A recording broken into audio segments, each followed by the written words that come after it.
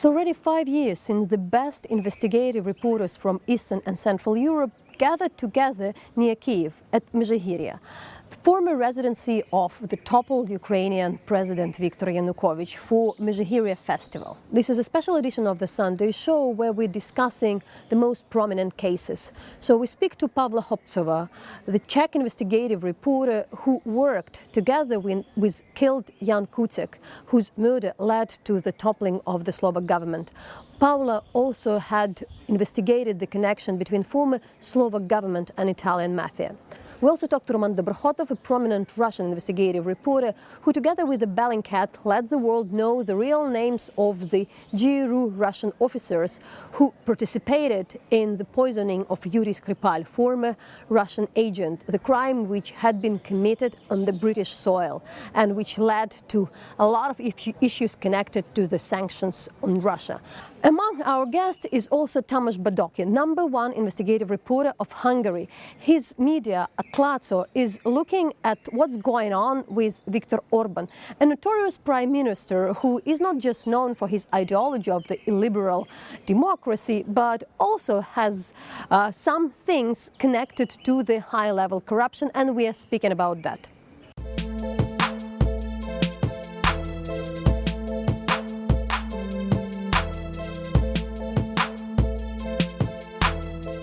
We followed the investigation of the murder of Ján Kuciak and Martina Kušnírová.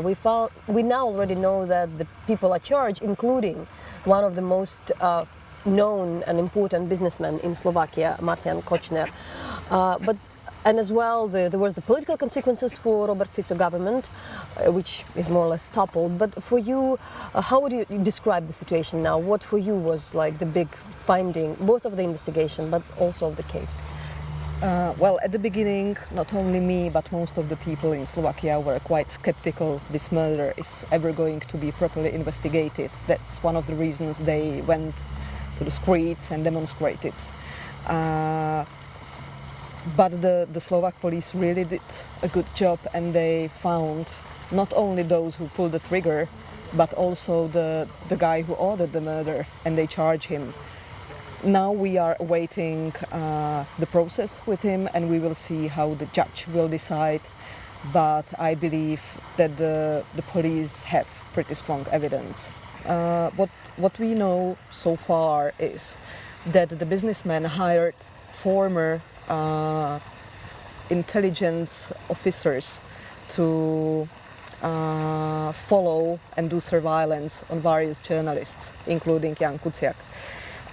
Then they collected the information, they passed it to the people who later killed Jano and Martina, and including pictures of him, his home address, plate of his car, and those kind of things.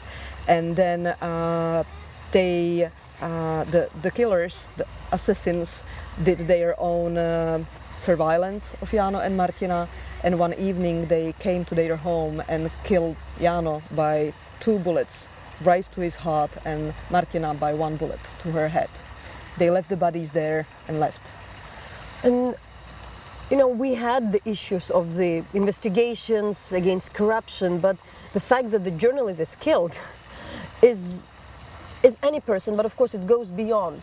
So why would you explain in this particular case the, let's say, removal of Ján for this guy as Kočner was necessary, that it's so harsh that it's just the worst you can imagine of the businessman in the country which is in the EU, which kind of developing, and they're trying to, I don't know. It's striking, yeah.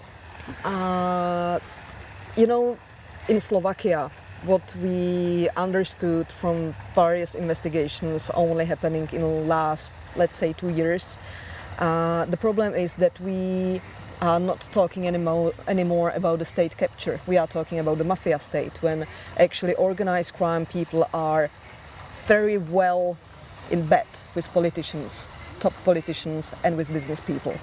And the mixture of it is very strong, and it's very difficult to break it. So actually at this position, the businessman Marian Kočner believed he is untouchable, that he has so much of compromise on politicians and other people that they wouldn't touch him, that they would rather cover his back and lead the investigation nowhere. So maybe you would explain, because that's what's happening now. It's 2018, 2019. It's not early 90s. And No. for some time we thought, especially after like EU accession, like 90s are over, that of course there is a high level corruption. The money are money laundered, but everything is moved to kind of this offshore business. It's not that tough that the organized crime is connected to the government, which is a bit too much. So what we also found from this case for the region and this thing, Yeah. or maybe we just overlooked it.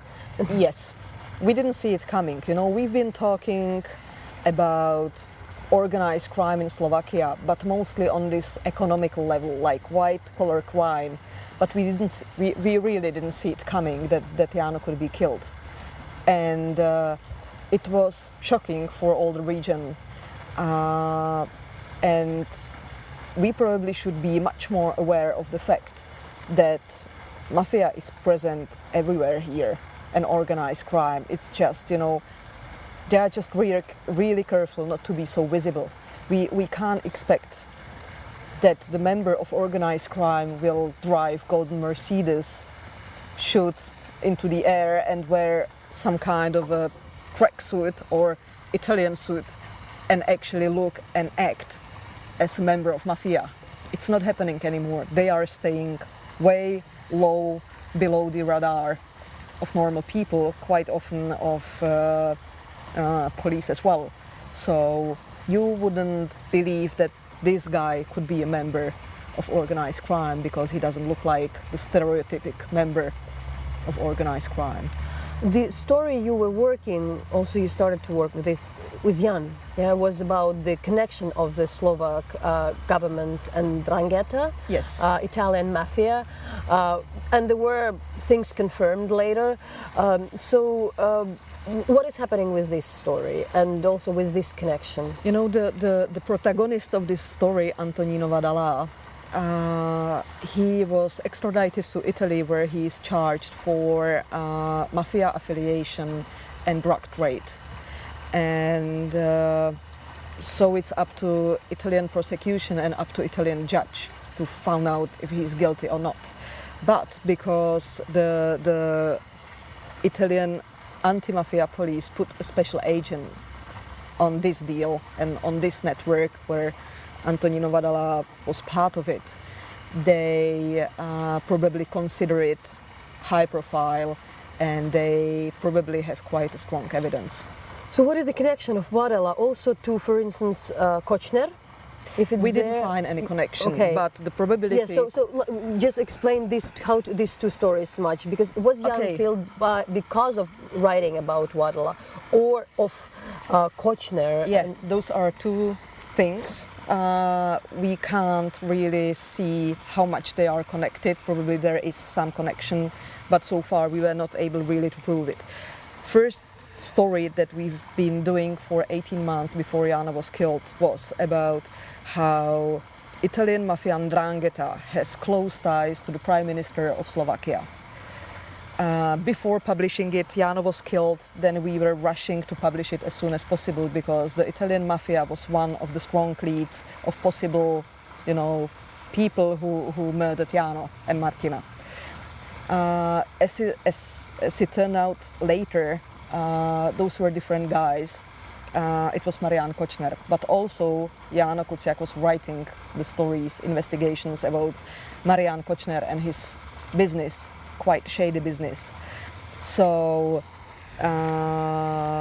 it turned out he was the one who was really annoyed by Jan's reporting and ordered the murder. So far, he was not proven guilty, but he's one of the lead suspects. How big his persona is for Slovakia, for Slovakian policy and the Slovakian business?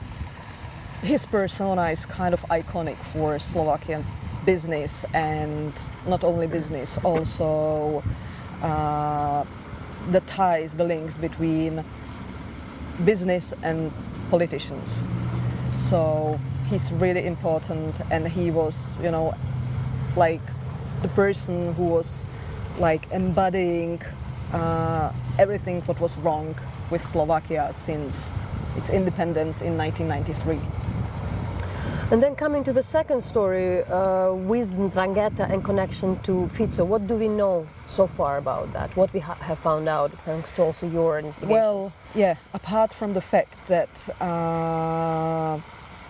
the assistant or advisor of then Prime Minister Robert Fico was shareholder and has access to the company accounts of Antonino Vadala's companies, we also found out that there was direct exchange, phone exchange, like telephone call between Roberto Fico and Antonino Vadala.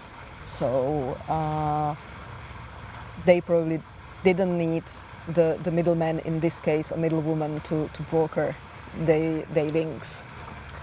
And in these things, what was the benefit for Fico in this story? Was it just a story about subsidies? Because Vadala is both connected. The initial case was about some kind of getting into the EU subsidies. At the same time, he's now charged with drug smuggling. Yes. So this could be separate things, because criminals can do a lot of different kind of variety of the things, but can you also connect this dot? Yeah, the benefit of Roberto Fico and his relation to Antonino Vadala, according to my opinion, was the money. Robert Fico was known for being able to collect the money of the books for the party. And probably Antonino Vadala was the one who was able to provide him this kind of a money. But it was not only Robert Fico who had connection to him, it was chief of the state security. It was, for example, the border patrol, and those people who are in green energy subsidies. That there were much more links to the government officials than just the prime minister. And then where the drug story comes, or it's just like a separate business? If you are talking... And even if it's there, separate, Yeah. like, No, it's actually kind of connected. Organized crime, people, and especially members of Ndrangheta are very keen on getting the money anywhere, starting from EU subsidies to green energy subsidies to drugs, to whatever. What we understood is that Antonino Vadala wanted to go back to Italy, to return to Italy, and to enter the really high-profile cocaine business. So he was collecting money. He was, forming companies, and then he was layering the money.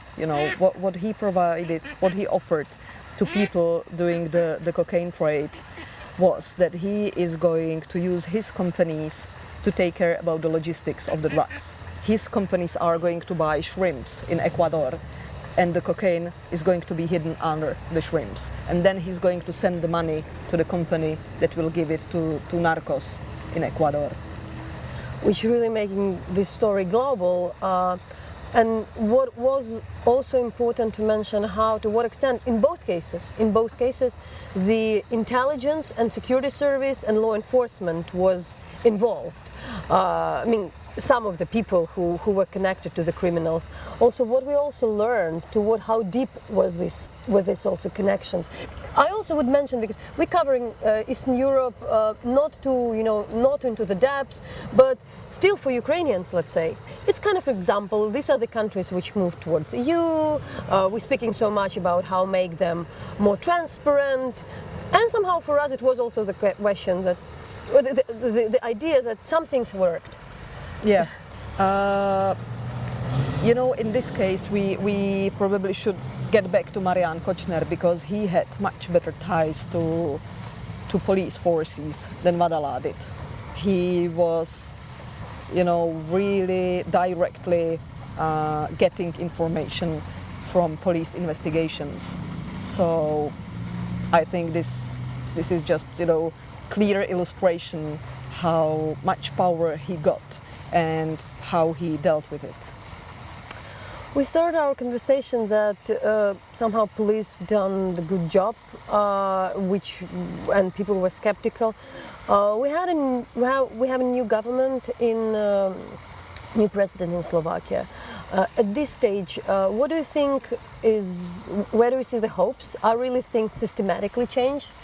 Or where we can speak about that at least, for instance, we can hope about some cleaning of the law enforcement, at least.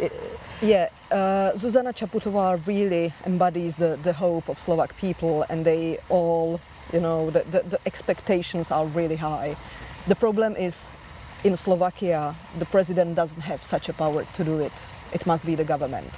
President is much more like the icon of the state, or the one who can make a nice speeches to the people, but does not really have such a power to really change, for example, the judiciary system or the police forces. It must be the government. You do these transborder investigations, and in this case we saw how, for instance, in case of Varala, yes, the crime is international. It used to be, but they are also benefiting from a lot of things. Do you see that on the level of the European Union, also the police is getting more kind of ready to investigate these international transborder cases? What I understood is that yes, that these days it's much easier to exchange the information cross-border within EU, and they are really getting good assistance by the Europol if they need to help with something. So I hope, yes, it's developing. At this point, in those two stories, where should we look at so far? In the court cases, what are now the important things to follow, that these stories isn't just forgotten? Both stories are followed by the media pretty well. So I think that there are not so many public information about it, apart from the media, because part of the stories are based on sources that we can't expose, and you probably won't get access to them. Not so much is visible in the judicial documents, but just follow the media and you will see what's going on. And the courts? You can. If you speak Italian, you would definitely find out more about the Varala case.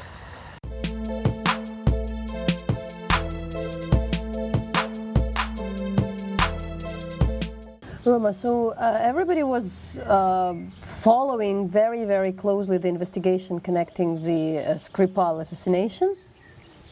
What is going on this stage? What are you up to? Where we need to look at this moment? So we continue our investigation because as we saw immediately when we started investigate the roots of these people in Europe, we immediately saw that actually Skripal case was not the only one where they participated. So we already published one follow-up on Bulgaria when one of three guys, actually there were three, not two, one of three guys, Sergei Fedotov, he poisoned a Bulgarian businessman involved in weapons trade. So at least we have one other proven case of other assassination with also with novichok, or at least very close paralytic poison. We are not sure about whether it's exactly novichok or not, because they sometimes experiment with different poisons. And Bulgarian authorities also already started to investigate this story after our publication. And now we are going on, continuing investigating other stories in Europe involving these three guys. So I can't now, before we will publish these parts, say precisely what countries and what institutions were involved, but I know that there, for example, with Fedotov, there were at least two other operations where he participated. What happening to them? You know, they've become known, their names of Petrov, Bashirov, Chepiga, whatever you call it, and say Fedotov. Do we understand what's going on with them so far? Are they kind of moved somewhere?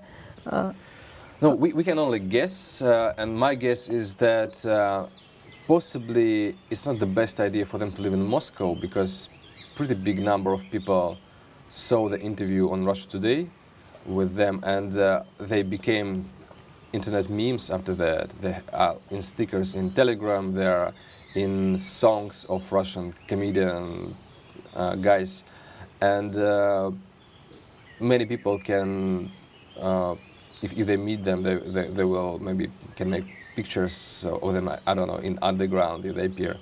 So my guess would be that they are now living somewhere in faraway city in Russia, got their pension from Ministry of Defense, and well, I think that it's in the government's interest to protect them and to give them this pension, because a lot of other Russian agents are also very interested in what's happening if you fail, and that would be very unpleasant for them if something bad happens to Bashirov, Petrov and Fedotov.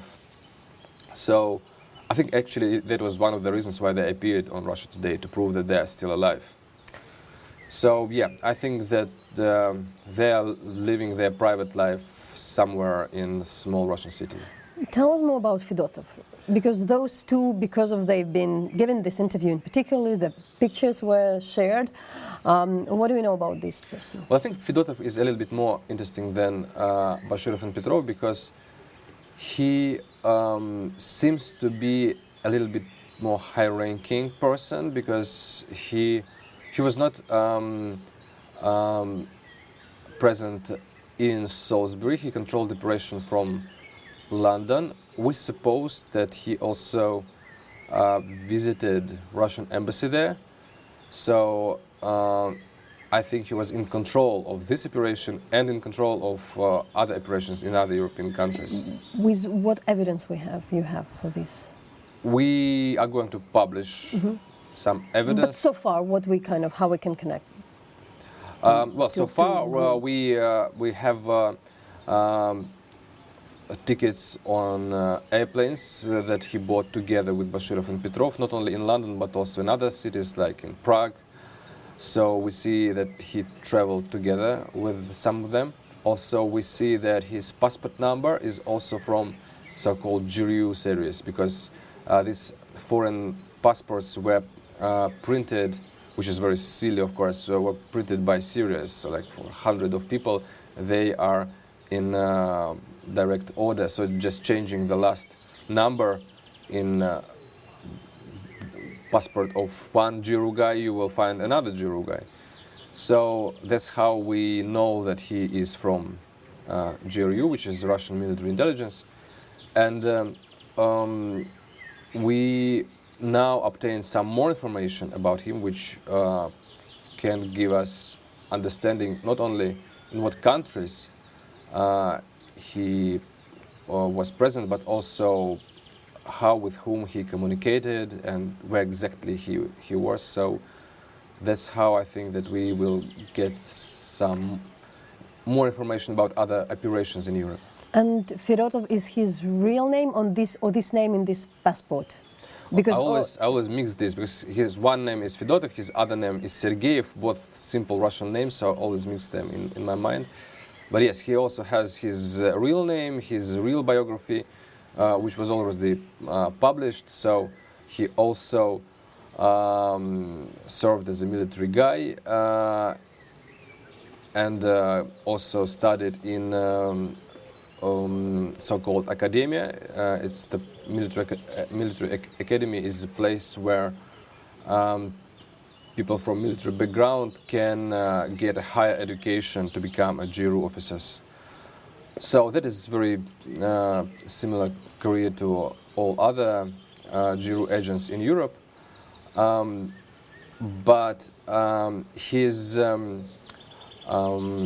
roots in his travels in different countries, not only European countries, but also Tajikistan, also some Middle East countries, makes us think that he was a little bit more prominent than other agents who usually have their own region where they operate, or some concrete task they usually do. So I think that he was a little bit more high-ranking. And please remind how it happened that he was not first mentioned, yes? So do we have the reasons to believe that his role was a bit different, in particularly like into traveling to Salisbury, or just organizing the trip of the others? Yes, so he wasn't in Salisbury, he was in London during when it happened. So that's why I think he was controlling the operation. While in Bulgaria, he was in the same hotel with his victims, so he was at least following the guy. It was a businessman, Gebrev. Actually, not only him, but also his relatives, and one of his colleagues was also poisoned. So there must have been several agents. So it's again a big operation. So yeah, I think that he was in charge of controlling all of that, while Bashirov and Petrov were just people who were used to make this poison and to give this poison. And we have this case. It's very prominent globally, but do you think these three, or do we have any reasons to say that this is quite a unique group? Like, like this is this kind of top assassin group which is dealing with different issues in Europe, or this is just the way the GRU operate, and there are many of this kind of groups. So how can we guess that this is something kind of a general type of their work, or that there are maybe many of this kind of? Yes, this is a very interesting question, because when we started to publish our first parts of an investigation, everybody was so impressed how unprofessionally it was done, how easy it is to disclose GRU agents. But it depends on actually how many cases have there been before, because if it is like these two cases in Salisbury and Bulgaria are two of several, it is not the same than if it is two of, I don't know, 20 or 30, right? Because if there are dozens of them and we know only about two, that means that they're actually pretty professional and pretty effective. So that's what we also want to understand now, how many suspicious deaths there were in Europe. So that we actually know about like dozens of suspicious deaths, but how many of them are really suspicious, and how many people just really had heart attacks, because they sometimes also happen, right? So it is very difficult to analyze, because we want some evidence, not just publications in like British tabloids who report about like dozens of suspicious deaths just in London. What we can do is check those GRU agents that we already know and try to compare their trips with some suspicious cases, because that can give us some understanding. Particularly how the decisions are made, to what extent they're connecting on the Kremlin leadership, to what extent they might be independent in what they're doing, and how it's all connected to all other law enforcement agencies in Russia. Yes, there is a very big difference between GRU and FSB, for example, because FSB is a very, very complicated structure where there are a lot of people who have their own games, I would say. Like, for example, recently we had this story with the Russian journalist Golunov, and one of the ideas why it could happen is because one of the FSB officers... The kind of the case of the arrest and the fact that arrest of Russian journalists, drugs had been given to him to accuse of Yes, so in this case, this arrest was initiated by some, as we think, either high-ranking official or an FSB officer. So, and one of the theories that we are checking now is that was an FSB officer who was helping Moscow mafia, who was in control of some of Russian businesses. So and he possibly even didn't understand who Golunov really is and how noisy this story is. But we see many cases when some Russian FSB generals or colonels are in control of some areas, of some businesses, and they act like mafia bosses, but now they are absolutely untouchable. But GRU is a very different structure because it is a military structure. The soldiers, they always do something only if they have order to do this. They legally have no option to have some initiative to do something. Of course, if they are ordered to do something, they can decide how exactly they will provide this operation, but they cannot make decision to kill somebody without order from above. And if it is a very big case, like Skripal case is of course very big because everybody must have understood that this will have some resonance if they are disclosed. So that must be sanctioned by the president, because this is not just killing someone in a conflict zone like in Syria. This is an operation in a Western country.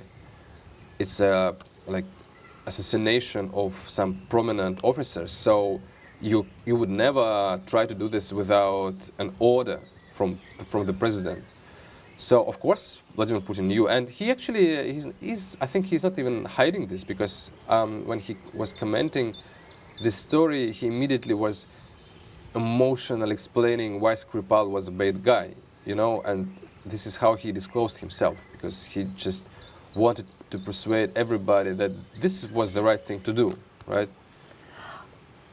Do we have any also reason to believe or any evidence that there were any consequences for GRU for the failures? That fact that this case had become so public, and that might be a chance that they've changed their way of the operation, at least not becoming that arrogant in just coming to the foreign land. And well, this is not the first and not the second failure of GRU. Actually, everything that they try to do usually ends with failures. So they tried to kill Skripal and they failed and they were disclosed.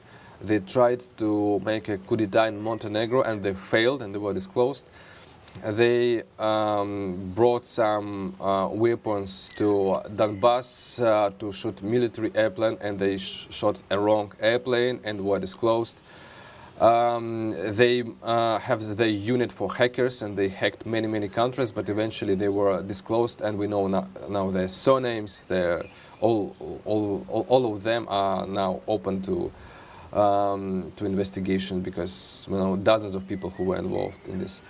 So this is not the first, and I suppose not the last time. And our sources tell that also after this Skripal case, there was a very big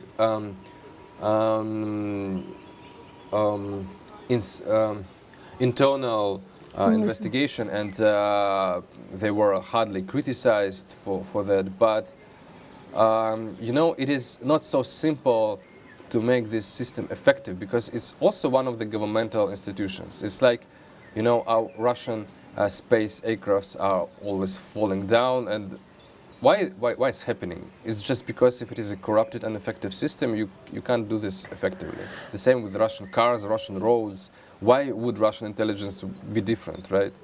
In the case of Bulgaria, this murder of businessman connected to the weapon trade. It's poison. He wasn't murdered because he's also survived. It was also one of failed operations. So the case of this assassination, like let's say an attempt to assassinate the businessman in Bulgaria who was connected to the weapon trade. When was it happening? I would like to understand the period of time where this particular group was working and operating. It was in 2016, in spring, and one of the theories is that he could be assassinated because he also sold some weapons to Ukraine. So I think it's pretty plausible, but there is also one good competitive theory is that also he had some deals in Syria, also providing some weapons to American allies in Syria who fought against Assad. So I think one of these reasons, or possibly both of these reasons, can explain why he became a target. But he had no other businesses except this weapon trade, so it couldn't be anything except this.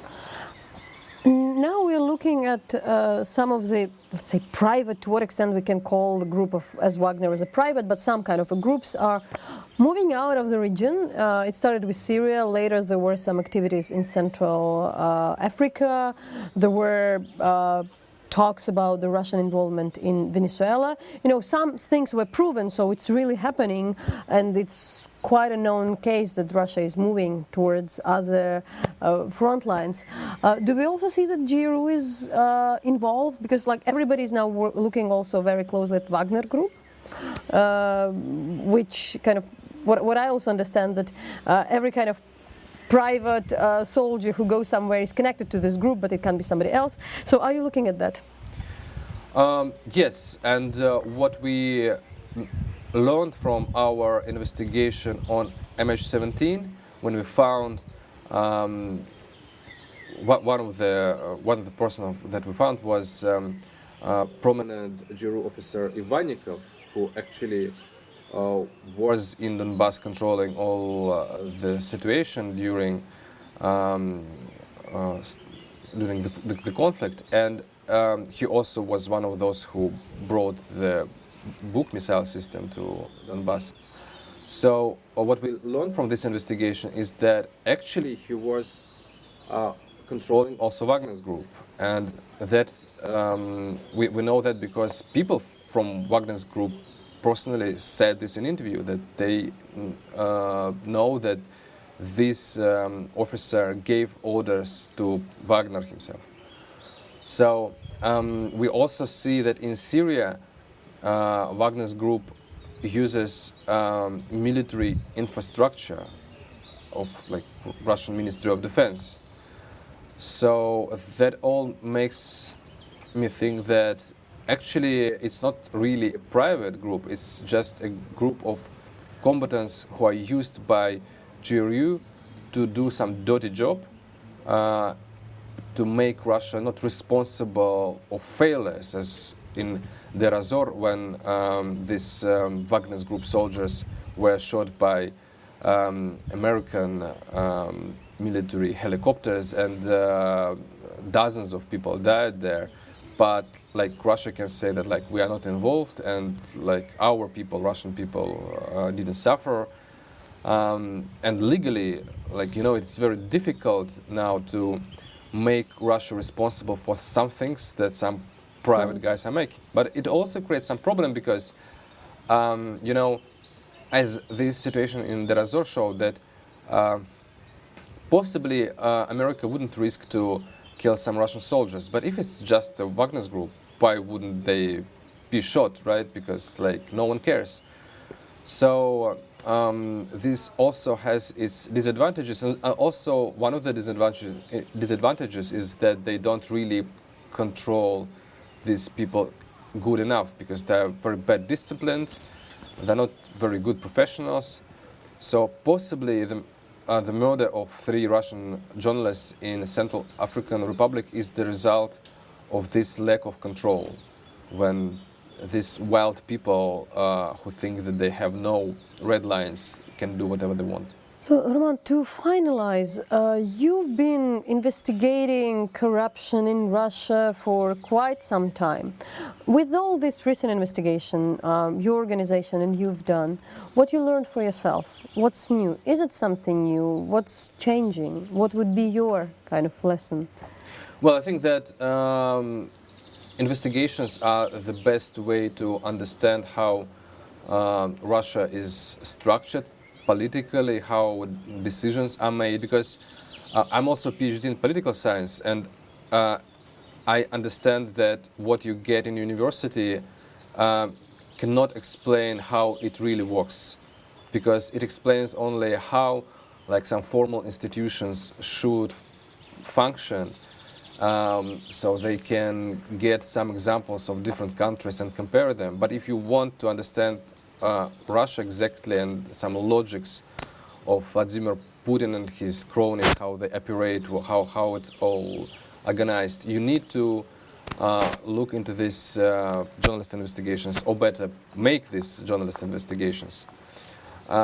So there are some weird things that we wouldn't believe like 5 years ago. For example, the role of Prigozhin, Putin's chef, who at the same time appeared to be in control of Russian trolls and Wagner's group, which is like very weird for every foreigner, and no one understands how can it be so. Or for example, Konstantin Malafeyev, who is kind of religious oligarch, but at the same time his helpers become leaders of independent republics of Donbass. So all of that you can learn only if you get some insider information from leaked emails, from the telephone calls intercepted, from witnesses that you ask, etc., etc.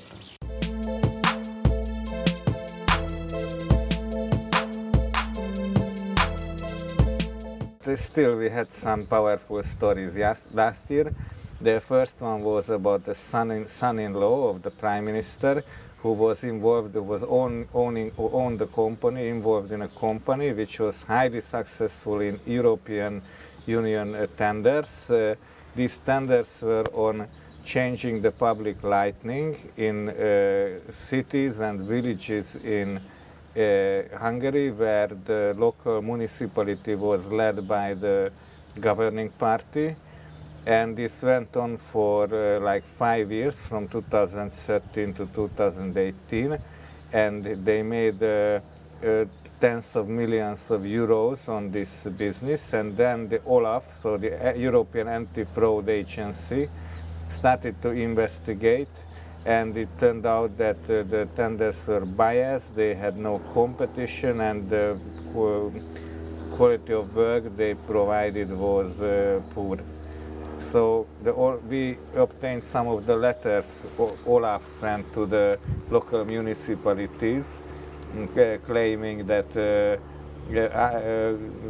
tenders were wrong, in which the son-in-law won these public works. So I think the European Anti-Fraud Agency should be strong enough evidence if they say something. So now the story ends that Hungary has to repay 40 million euros to the European Union because of the son-in-law. And of course he is not being investigated officially, he is not being prosecuted for what they did. To what extent this is becoming the phenomenon, the misuse of the particular European funds?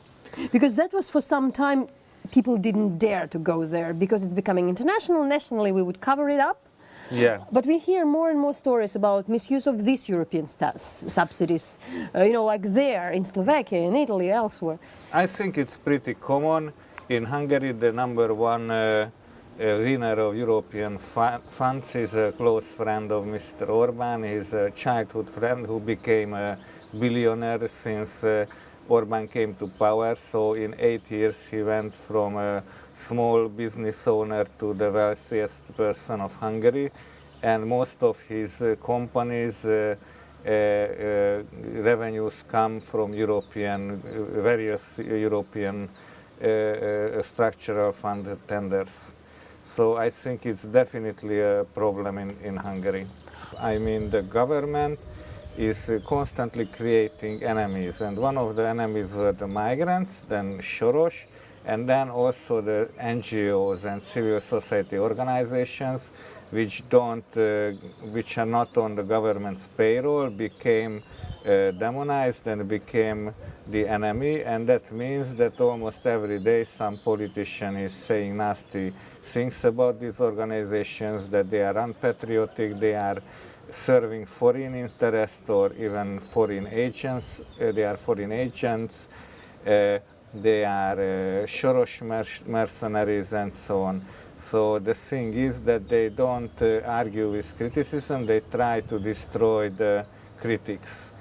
And also they are working very hard on to financially bankrupt the civil society organizations, so it's impossible to get state support for watchdog activities or journalism activities or any kind of activities which involve some kind of criticism against the government. And at the same time, they try to make it impossible that for international donors be present in Hungary and finance these organizations. Apart from Soros, who are these foreign powers? In Ukraine, it's very clear. We have the war with Russia. Okay, so Russia could be somebody to be blamed, sometimes with a reason, sometimes as the phrase. For instance, in Russia, the foreign agents would be clearly the West. I've heard that in Belarus, elsewhere. But who is that? Well, in Hungary, who are these foreign agents? I think in that angle, Hungary resembles Russia very much because it's clearly the West is the foreign agent and Western and the West, is it EU? Who is the West? In the country, in the EU? We are in the EU and we are in the NATO, but the government is waging a war against Brussels. They are picturing Brussels as a imperialist force which wants to conquer Hungary. I mean, it's really ridiculous, and so the rhetorics and the attitudes of our government are very similar to that of Russia and the Putin regime. And what are real real life actions in order to squeeze these freedoms? Is it like any laws, restrictions, or it's more this kind of harassment campaign? I mean, it's a lot of smear campaigns and rhetoric, but also they changed the freedom of information law. So we did file a lot of requests, and we tried to uncover public data by filing freedom of information requests. So now they changed the law twice to make this more difficult, and now you have to pay to a state-run organization if you wish to receive any data from them. And also they are chasing away the international donors. So they closed down the Norway NGO fund, which was financing critical NGOs in Hungary, and they chased off Hungary the Open Society Foundation. And for a country which is a part of the EU, do we feel that there is no way to have Hungarian government accountable? Because when they join the European Union, they sign up for some of the principles. Yes, that's a huge debate right now in the EU, because a lot of experts say that in this current shape, Hungary wouldn't be allowed into the EU, and the EU should do something to make the government respect European values. But unfortunately, the EU has no efficient means to enforce its values on a member state if the government is not cooperating. Last year we had an investigation about a private plane and a private yacht, both of them kept in secret. And basically it is a luxury plane which was used by Orbán himself and his friends very often. And there is a yacht on the Adriatic, which is also very luxurious. And the plane sometimes brings the people to the yacht, and then they go to the yacht on the Croatian seashore. So this is something which created a scandal, because people could understand and could see, because we took pictures and we took video of these vehicles, that people could see that what is happening to their tax money. So also we showed another political entrepreneurs' cars and what kind of car. The son-in-law of Orbán is using a 50 million forint car. So a lot of people don't have that much money in all of their lives. So this is one direction to investigate the wealth, because if you look at the asset declarations, everything is good and no one is rich. So Orbán himself has rarely any wealth or assets. But when you go to these secret places and you take pictures of what they are using, then that tells a very different story. We did a story on that the GE, so General Electric, suddenly transferred a huge amount of money. So I think it was like billions of dollars to Hungary, and they received a very special tax allowance. So what this means is that they used Hungary as a tax haven, so not to pay taxes on revenues, and this is very typical for the Orbán government, that in the rhetoric they are pro local ownership and national ownership, but at the same time they are contracting, they are making special contracts with the big multinational companies, and they give them a lot of subsidies, and they treat them generally very generously. So just to finalize, how you're working on this also story, what also could be done, and because the allegation of corruption for kind of a well-known company would be a reputational damage. What we know, they're trying to at least look very well. How you do approach this story? Well, we time to time we write about big companies. Like last time we wrote an article on Samsung building a battery plant at a Hungarian town, and they destroyed some forest, and they are threatening the environment there, and the locals are complaining. I think it's important to show how the Hungarian system, how the political system is benefiting these companies, whatever they are up to do. So we file freedom of information requests, we go to the places and we ask the local people, and we go to officials and try to get a reaction.